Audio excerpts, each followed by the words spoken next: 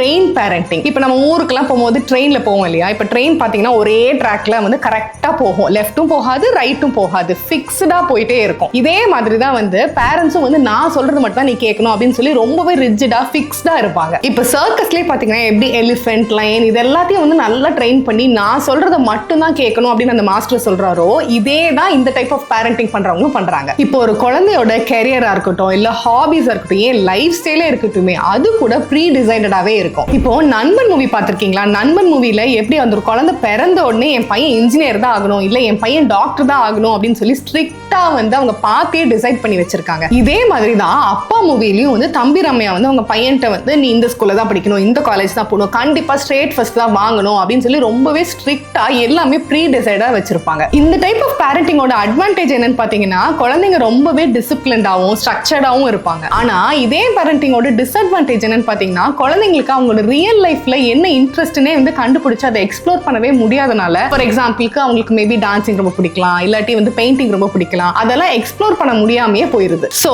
கிட்ஸோட independence, creativity, resilience இது எல்லாமே வந்து வீக் ஆயிரும். இது மாதிரி உங்க பேரண்ட்ஸும் உங்களுக்கு பண்ணிருக்காங்களா இல்லையா அப்படின்னு சொல்லிட்டு கமெண்ட்ல மென்ஷன் பண்ணுங்க.